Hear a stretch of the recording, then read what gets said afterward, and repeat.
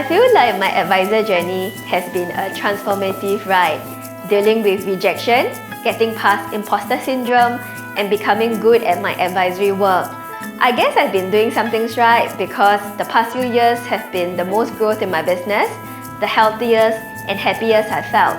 I found some daily habits that have really stood the test. So in this video, I will show you how I make my daily habits stick, how I stay productive, and finally, how I change my life with small, simple actions. The easiest way to develop good habits is to choose ones that are convenient, come naturally to us, and can be sustained in our day-to-day lives.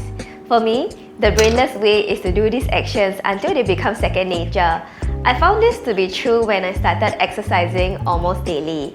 I once read that our actions create a domino effect and one main action can trigger a positive or negative chain reaction.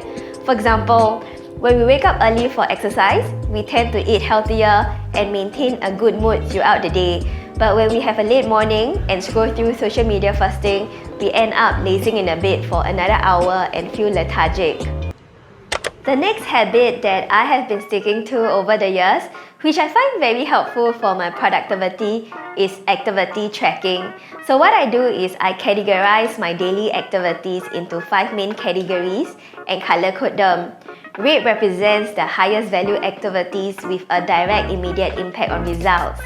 These can be things like client meetings and sales calls. Blue includes high value activities with an indirect immediate impact on results, such as reading, researching, and planning. Green covers high value activities with an indirect but long-term impact on results, like working out. Yellow is for essential activities that don't directly impact results, such as meal times and socializing. And then the last color is purple, which is for low-value work that's necessary but has minimal impact on results, like the dreaded administrative work.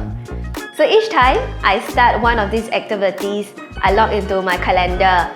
If I get interrupted, I would end the block in the calendar and only resume it when I'm back on the task. So this way, I can track the actual time spent on each activity more accurately, and over time with enough data, I can pinpoint exactly where to reduce and what to improve if I want to achieve a different outcome. The third habit I find useful is journaling. It helps me regulate my mood and declutter my thoughts. My work requires me to stay calm, logical, and function at a high level at all times, but I'm naturally more creative, sensitive, and empathetic. So I find that putting my thoughts and experiences into words at the end of the day helps me clear my mind and release all of my feelings, both good and bad, all of my systems. It also helps me document and organize my ideas, making them clearer. I prefer to guide my thoughts, so I created a journal template where I ask myself these questions daily. What am I thankful for today? What is the one thing that I've learned today? What are the things that I want to improve for the day? And then what am I gonna do tomorrow? The fourth habit that has significantly improved my life is reading. I used to have a reading habit as a child, but it slipped away as I grew up. When I decided to pick it up again, it was very refreshing. I believe that books are where smart people spend a great amount of their time researching and consolidating their ideas and experiences into one place. By reading, I can learn from their experiences, reflect, and apply whatever that speaks to me in my life.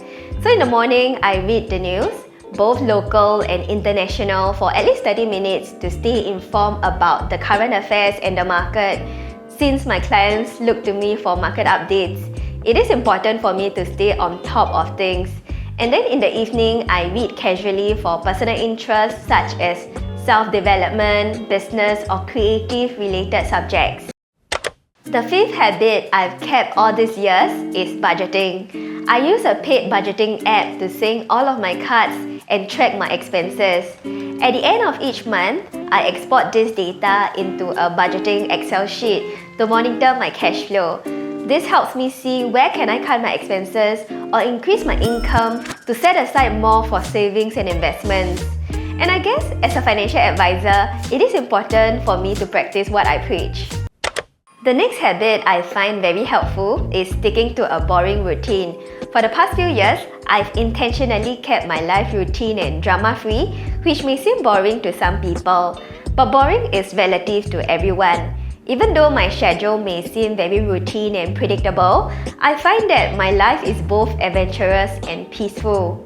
When I stick to a routine, my life goes on autopilot, which creates the extra mental space for me to experiment with new ideas and take risks in my business.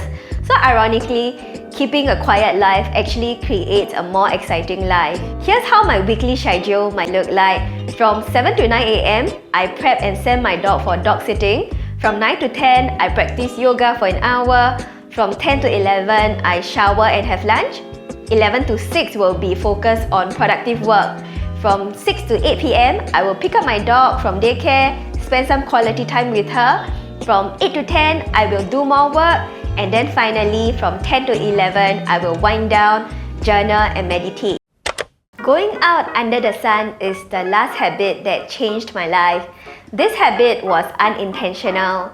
After I got my dog Bella 9 years ago, I needed to make sure she has her dedicated exercise and playtime, which led me to going outdoors regularly. Our lifestyle in the city can be very sedentary and indoorsy. Perhaps that's why people living in city like Singapore have a higher stress level. What I found is that going out under the sun or in nature rejuvenates my soul. With no agenda, just taking in the fresh air, admiring nature, listening to the sound of the waves is coming. And of course, when Bella is riding freely, her carefree nature rubs off me. Habits are truly the first steps to building a life we love. I see them as laying bricks for the castle I want to build. And habit building is not difficult.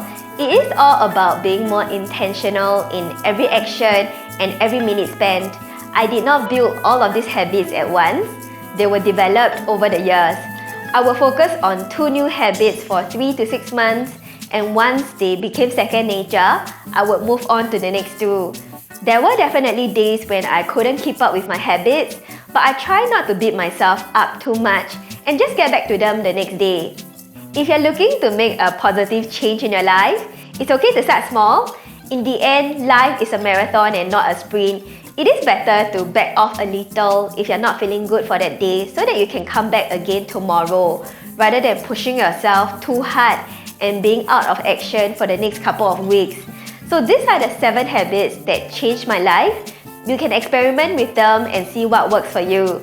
If you found this video helpful, don't forget to like and subscribe. Share your life-changing habits in the comments, and I'll see you in my next video. Bye-bye!